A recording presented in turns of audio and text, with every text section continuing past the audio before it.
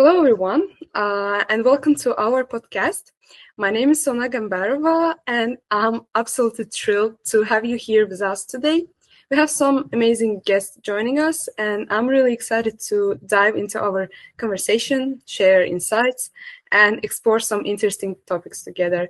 Thank you all for tuning in, and I hope you enjoyed the episode as much as we enjoy bringing it to you. In this episode, we're joined by two incredible guests, Kat Bonello, currently serving as Vice President for Marketing of ELSA International, and also Rodrigo Prelhaz, Vice President for Seminars and Conferences of ELSA International. So we will be talking about their inspiring journeys from their local ELSA groups all the way to ELSA International, and hearing some of their stories and experiences along the way. So before we dive in, how are you both feeling today? How's your term been so far? Thank you very much for the invite. We're very happy to be here.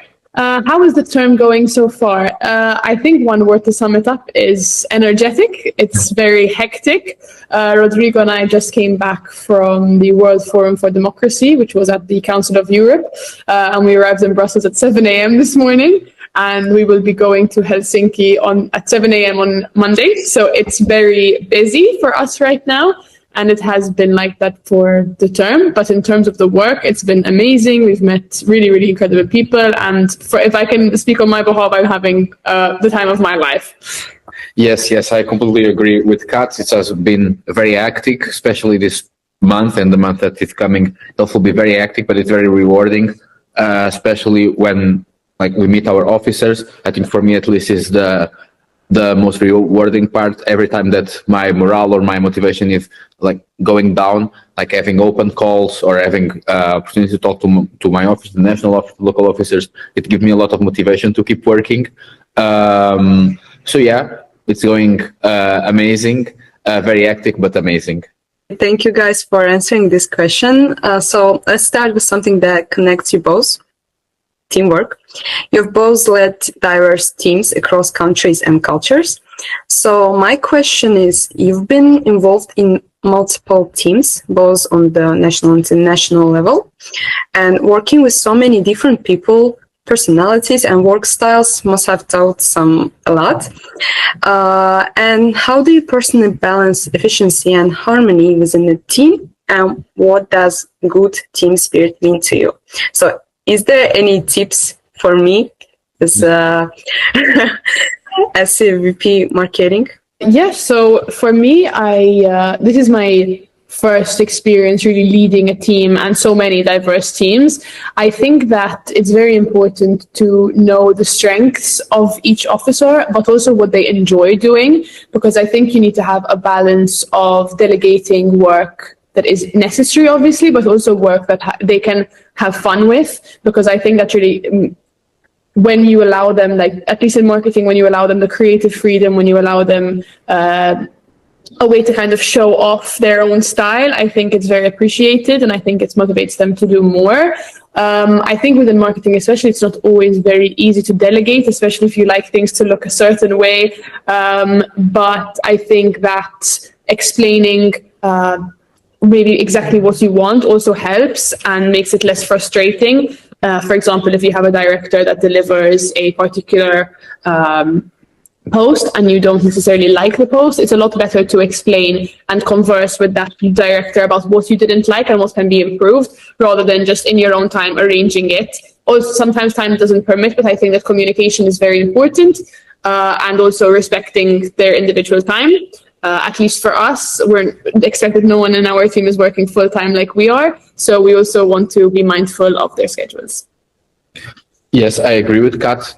Even the marketing work is very special. It's not like any of other work that we do in the international board. But I would say to add my point is that make sure that your officers are working with a purpose. They are not just working. Everything that you ask for, it's for something in the end, and also making feel like we are working side by side, even though there's a hierarchy, and in the end of the day, I am delegating. it's important for them to make sure that they are just not working for someone that is above them, but working with someone that is helping them, that will jump in if needed, that they are not alone. So that I think that for me, it's the two main points: is working with a purpose and working side by side with, in this case, the international officer. That is actually such a valuable perspective. So I'm really grateful for your advices. My next question is about, so as a vice president, what has been the most efficient way for you to keep your team motivated? Like, I mean, you already answered this, but still, like, how do you maintain that positive energy, especially during intense and stressful periods? And also, like, term already started and it's kind of stressful. So any tips for it? Okay, I can start this time. To keep the team motivated, I would say that, first of all, don't leave them for long periods without an answer or without something to do. Even though, as Kat said, we are the only ones that are working full-time, it's important to give them work. And then to make sure that they know that we value their work, saying thank you. For instance, in my case, usually I'm not sending in an handbook. I ask my director to do it because then they feel like they are, even though they are indeed contributing to something, they know that people know that they are contributing to something. So that's important. And don't forget, like to say, thank you for your work. Even though these little things that may seem not very important, they are, because people put effort, put time of their lives in our work. In the end, it's our work. It's important to show them that we value them. Yes. Yeah, I totally agree with that. Making people feel special is very important, and giving credit where credit is due. For me, at least, in open calls, in emails, if my team contributes, I really like acknowledging the fact that they did contribute and also including them. I think especially for teamwork on the international level, it's a bit harder because people don't see each other in person. So I try to encourage, I have general EIT calls so they can speak to each other. I try to speak in the general chat to kind of foster some sense of community so that they know that they're not, as Rodrigo said, they're not just working for the sake of it, but there's a purpose. They are part of a larger association. And I think it's a really wonderful thing. What I also try to do is give them fun tasks, at least in marketing, like designing stickers or brainstorming how we can do something a different way. And I think allowing them to be more creative with their work also helps boost morale. The thing about stickers are so interesting, and I'm sure that guys like it. Am I wrong? I'm asking my officers, do they like the sticker thing? Because, there's a lot of work always, but they like these funny kind of things like stickers and etc. And yeah, so you're right. And now I would like to get a bit more personal and dive into your own ELSA paths. It can be lessons, challenges, and turning points. So I will first ask Kat, if it's okay. So Malta has a reputation for being a lively and social community, and ELSA Malta is known as one of the more vibrant national groups. You have spoken about trying to balance that fun, approachable side with professionalism. So how did you manage to reshape that image without losing the friendly, energetic identity that makes ELSA Malta so special? I know, some part of you still remain to ELSA Malta. So that is the question. That's a very nice question. I think actually yesterday, Rodrigo and I were taking a trip down memory lane, and we were seeing the old ELSA Malta post and the ELSA Portugal post, because Rodrigo used to be a marketeer as well. I think that it's not an easy thing to do, to be honest. I think when it comes to the ELSA brands themselves, there's a lot of ways you can make them fun, like making the text bigger, using different types of pictures, posting a lot of people-focused content, so like recaps of events, videos of the events, fun videos, things like that, is very important. I think also what was nice in Malta that was not the same here, but because we were so present on campus, as individuals, we're very lively, so we got to speak to people, and every ELSA officer kind of embodies the ELSA brand. And so when you speak to people, you can come across energetic and lively just by being who you are, which I think is nice. And yeah, but I think focusing on like showing off the students rather than just showing off the students and the people involved, I think can really inject life into the group. I remember that you said something like this at our open calls, that you like people being involved in posts and etc. And it's great. I kind of want to get that strategy and use it in our ELSA Azerbaijan, and it's really good. Like, it's really nice. So my next question will be addressed to Rodrigo.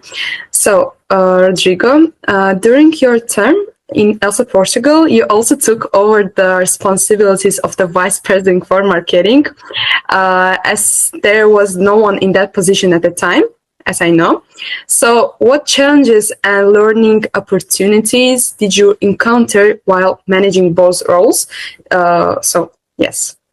So first of all, as I said, marketing is a very unique area within ELSA. We are law students.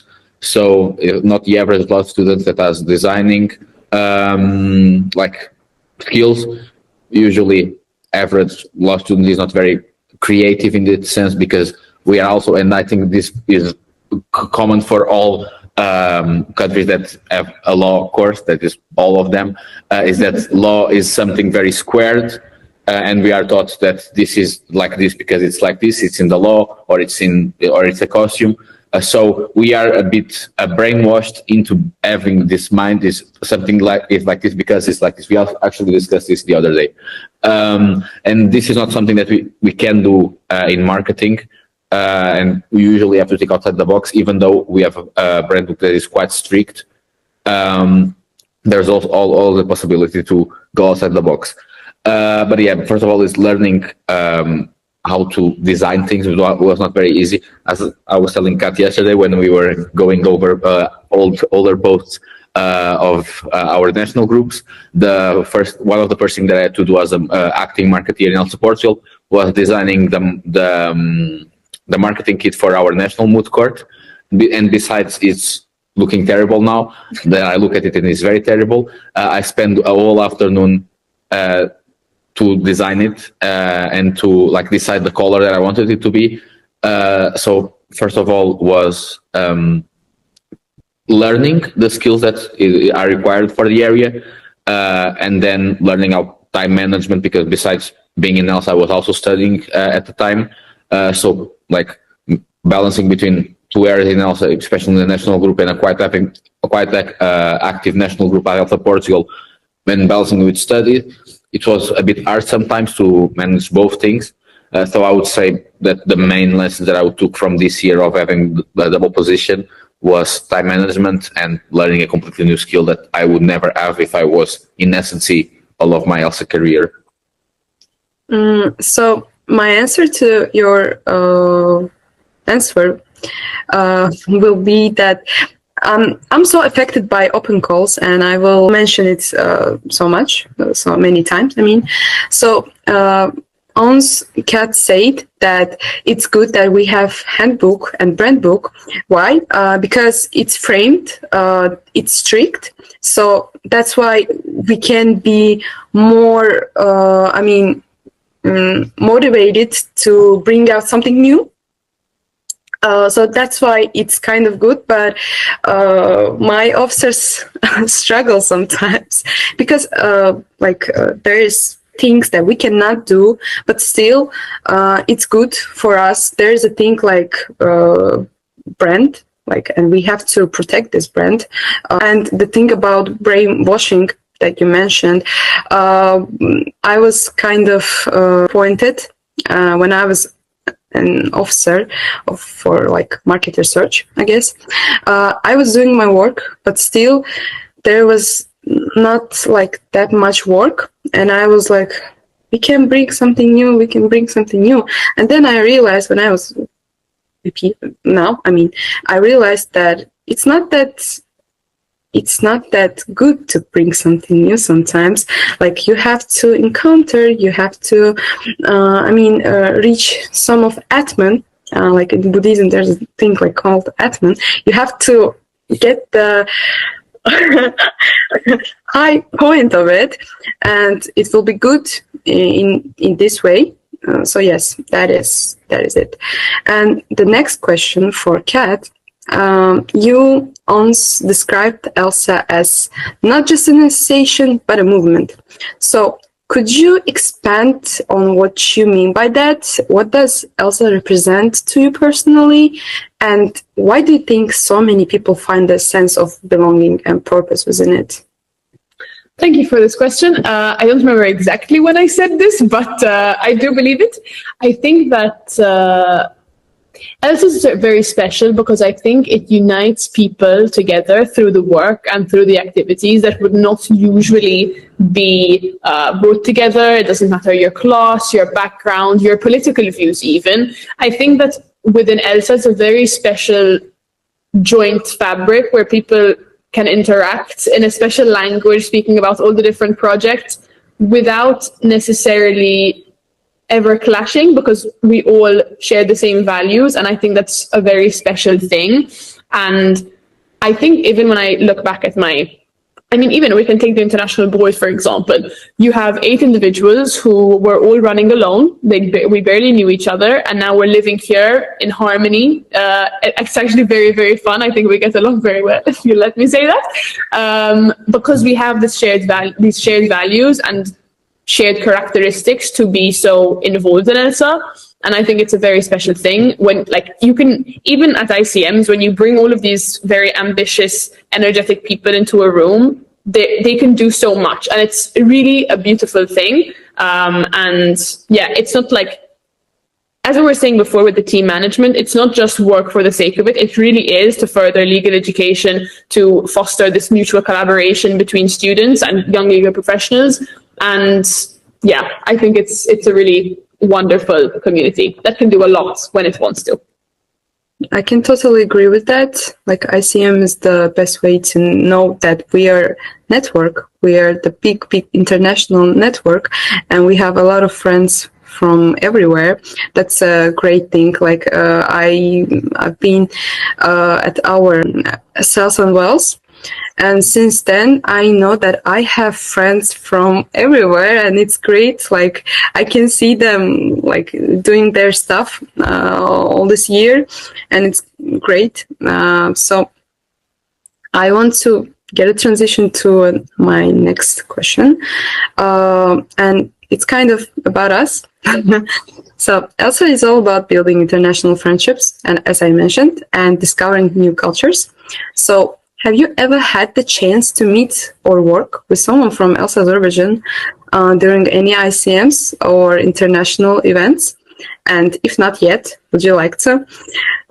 We'd love to know what comes to your mind when you think of ELSA Azerbaijan and our network here. First of all, I already work with you. You are my coaching group.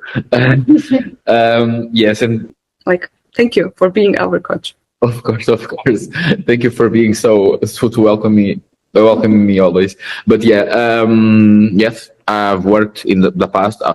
I don't have a very good memory, but I'm sure that I've worked in the past with someone from ELSA Azerbaijan. I currently work in my team. I have a member of ELSA Azerbaijan team, Kamran.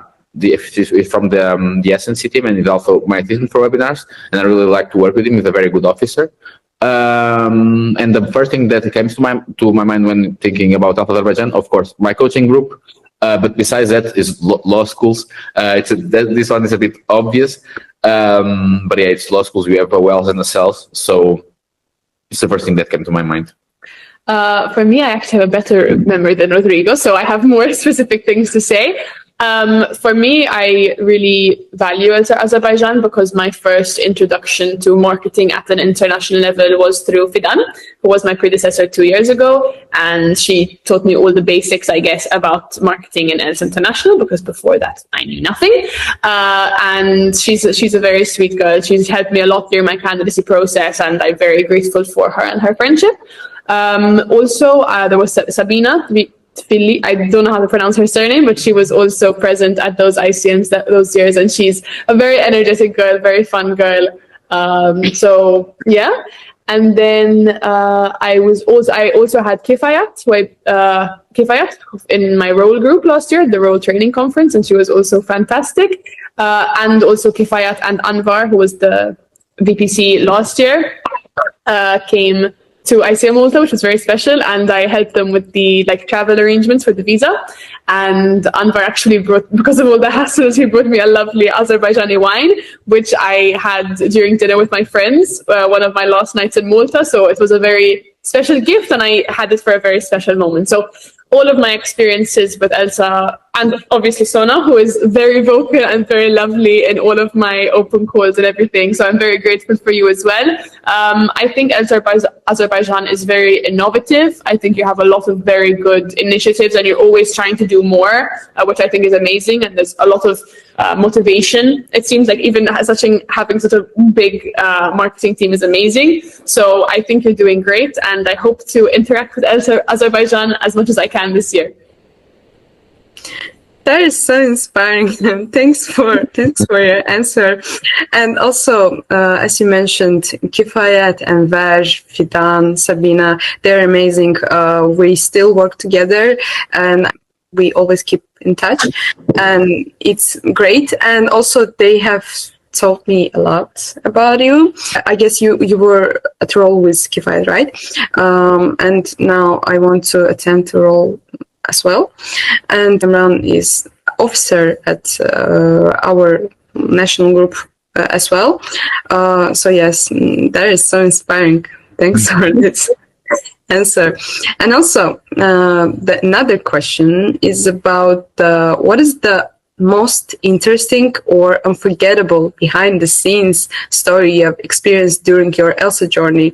Like, we all see your stories, we all see this behind the scenes live, and also ELSA house. It's so interesting for me and for my officers. They always ask me, and so we would like to listen about it. If you would like to visit it, you can come for a study visit in Brussels, and you can fill in the specification form. Exactly. And you can actually come to the ELSA house. We would be very glad to have you. I think I'm glad you like the behind the scenes account. We're really trying to show more about what it means to be in the IB, what we actually do. I think we've had a lot of funny moments in the house, like becoming handymen. Like, we have a ladder in the meeting room right now because Rodrigo helped fit up a curtain rod for Lucia. Things like that. We're just a bunch of young people living together, so there are a lot of funny moments. But yeah, I don't know if you'd like to. Behind the scenes, I don't know. Obviously, there are a lot of funny things that happen randomly. I think one of my favorite things that we do together is cook together, have dinner together, and a lot of our funniest conversations and also the most productive conversations happen over food. The majority of us are Mediterraneans, and I think that comes across in our love for cooking a lot. So it's something very special, I think. But yeah, also what's very funny is the very early morning travels. Those are not fun, and traveling together, for me, I'm a very anxious traveler. I get worried about the timings and everything. But Rodrigo and Tassos are very chill, very chill. So it's a very funny personality clash in those moments. But yeah, overall living together is fantastic. And if you don't all already follow the behind the scenes account, it's called behind_the_blue_door. Because the door of our is blue. Yes, as blue. Before the start of our podcast, my officers were asking, isn't it hard to live with 8 people? And from your answer, I guess it's not that hard, or maybe it is. I don't know, but I guess it's not. And the ELSA spirit is everywhere at this house. So also there is a question. Like you mentioned, Kat, we had some kind of initiatives. One of it is ELSACast, and the other one is ELSA Info. And as you know, we are support area, and actually we are not supposed to have some kind of things like this, but still we have it and we're admiring it, and I hope you like it. So my question is like, do you like ELSA info? We have posted it in the time. So have you seen it or not? Yes, I have seen it. I think Amanda Norbro was on the last edition. Yes. And we were actually, she's a very good friend of ours. We just spent, she was our roommates during the Nordic officers meeting. I think it's a really fantastic initiative. I think that while we are a supporting area, I think that having a project like that is very good because it allows another platform for communication, for marketing. And I think it's fantastic. I think it's a really great way to engage internationally as well. And I'm very happy to see it, to be honest. Rodrigo, what's your thoughts about it? I mean, Kat understands it way more than me when it comes to marketing, but yeah, I agree with it. I have to take it more thoroughly. I admit that I skimmed through it, but not going entirely. So I will do that in due time. But yeah, I think it's a great initiative. As Kat said, not always supporting areas have their own project, and it's good for you because it keeps you motivated. Also, it's more things that you have to do besides creating posts for your board members. So yes, I think it's a great initiative. It's the reason why I become VP marketing, because I don't know, it was so inspiring to be head and chief of ELSA Info and ELSACast. It's the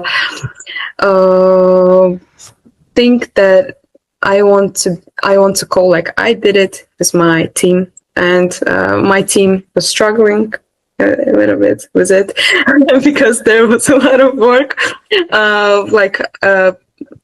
key areas work and also our work. I want to see progress, and I'm so grateful for Sabina Latifli and Fidan Namazova for giving me this kind of opportunity to grow internationally. So yes, and thanks for you for answering this. And finally, the most basic but one of my favorite questions: if you had to describe your ELSA journey in just 3 words, it's strict, just 3 words, what would they be?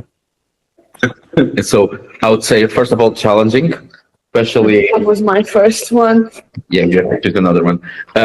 Because as I already said, having 2 positions in the national board, it was not an easy task.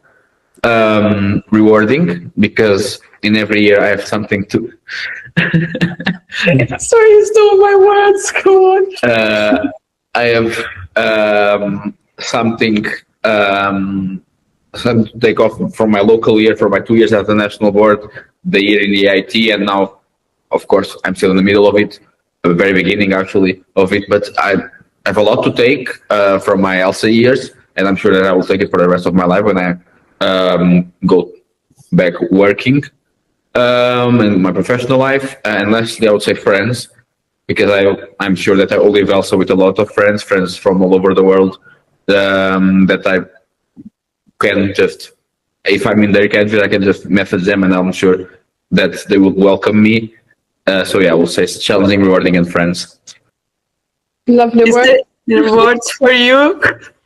Yes, challenging and rewarding, but I would also add unforgettable, because as Rodrigo was saying, I think the memories that we have here, we will carry them throughout our life. We were actually just in Split in Croatia for the ELSA alumni meeting, and we met people who are in the association 30 years ago, 40 years ago even, who still reminisce on their times in ELSA, and they carry the same values. They're always trying to contribute and see what they can do with the network that they created from ELSA. And I think it's a really special thing. I mean, even for me, I've really tried to reach out to people from my country who have been involved internationally, and I've gone out with them for coffee, and they really care about it, and they really want to know what's going on, and they will share their knowledge and their experiences. And I think because they still have the passion, I would say definitely it's an unforgettable journey. I can say that there is a same situation with our alumni. They still have this passion, and they always say, like, owns ELSA, Forever ELSA, and it's really like it's based on its truth. So we always take their advices and also ask for them, because like it's really insightful for us to get their experience. And also from ELSA International, from open calls. I really enjoy open calls. And after the end of our open call, I always watch the presentation. I don't know. I like them.